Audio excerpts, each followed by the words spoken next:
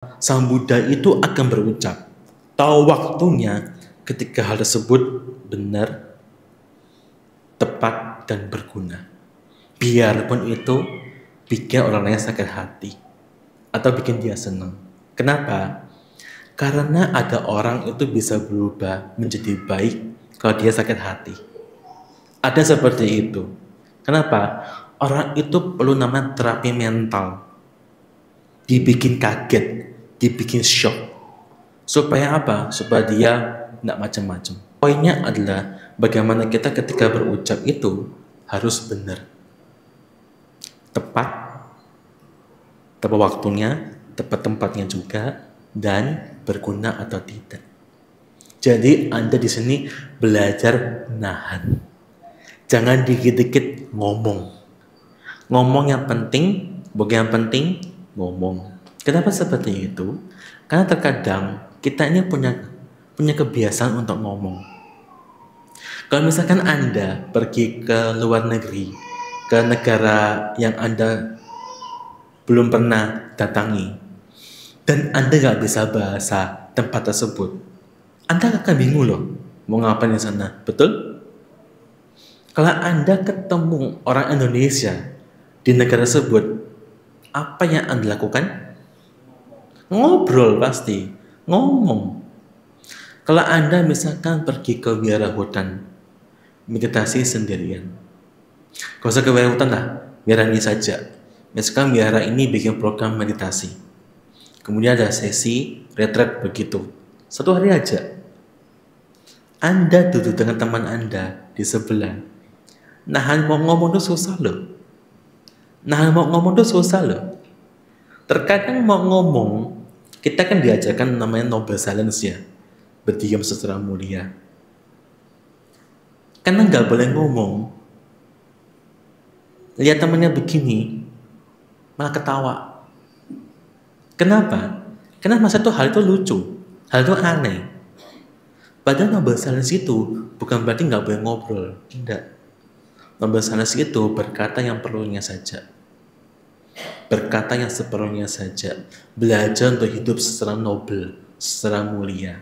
Yaitu ngomongnya harus benar, tepat, dan berguna. Tepat itu tepat waktunya, juga tepat pada tempatnya. Nah, banyak yang bahas lagi tentang berbohong. Sedemikian parahnya berbohong, maka Sang Buddha seringkali membahas tentang hal ini, tentang ucapan yang tidak benar. Anda pernah lihat gajah nggak? Pernah lihat gajah nggak? Gajah hidup, bukan patung gajah depan, bukan. Gajah hidup, pernah lihat? Di mana? Di zoo, kebun binatang. Semua pernah ke kebun binatang? Semua pernah? Tanya sekali lagi. Semua pernah ke kebun binatang? Oke. Pernah lihat gajah? Oke. Gajah itu makan menggunakan apa? Gajah itu makan menggunakan apa? Ya kan? Udah mulai agak aneh nih. Kok saya nggak percaya ya? Gajah itu makan menggunakan apa?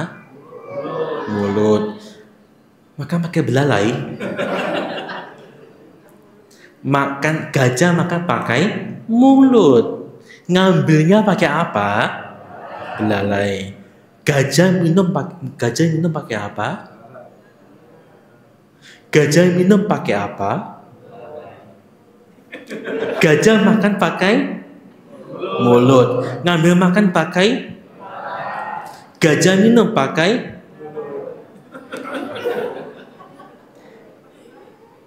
Gajah minum pakai mulut. Ngambil airnya pakai apa? Belalai. Masa pakai belalai minumnya kan susah itu. Gajah itu ngambil air, disedot, kemudian gajah itu pakai belalai, ngambil air, terus disemprot ke mulutnya. Gajah minum pakai, ngambil air pakai. Kok saya nggak yakin ya Anda sama ke kebun binatang kok. Waduh. Oke, Anda pernah nggak lihat gajah tengkar? Gajah bertengkar pernah nggak lihat? Gak pernah ya? Oke. Gajah itu tubuhnya terdiri dari apa? Kepala, kuping, belalai, tubuh, dan kaki. Ekor juga, oke. Yang kaki belakang disebut apa? Kaki belakang disebut apa? Kaki kan? Yang depan disebut apa? Kaki. Benar ya? Gajah itu malu berkaki 4. Oke. Pasti ya? Benar ya? Oke. Nah, ibu, bapak sekalian, seekor gajah, kalau dia sedang perang, dia pun tubuhnya terluka, dia akan tetap menjaga belalainya supaya nggak terluka. Karena kalau gajah ini terluka, belalainya terluka itu, dia nggak bisa makan dan nggak bisa minum.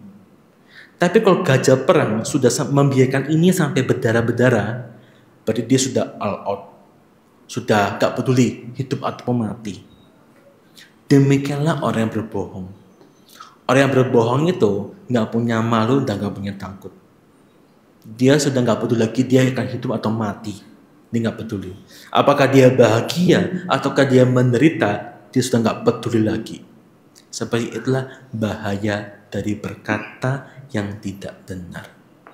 Oleh karena itu, sebagai pemahaman lebih dalam lagi, maka kita sehari-harinya ketika berucap atau berkata sesuatu itu harus benar, tepat waktunya, tepat tempatnya juga, dan itu berguna. Ini harus Anda latih dalam kehidupan sehari-hari. Terkadang kita mau nasihati si orang itu, tunggu timingnya, tunggu waktunya dan tempatnya juga. Kalau Anda ingin memberikan nasihat yang baik, kumpul secara private. Cobalah Anda sehari-hari mengerti orang itu bagaimana. Karena kita bisa mengerti orang itu bagaimana, karena tahu diri kita juga loh. Kalau Anda nggak mau dipermalukan seperti itu, jangan gitu orang lain.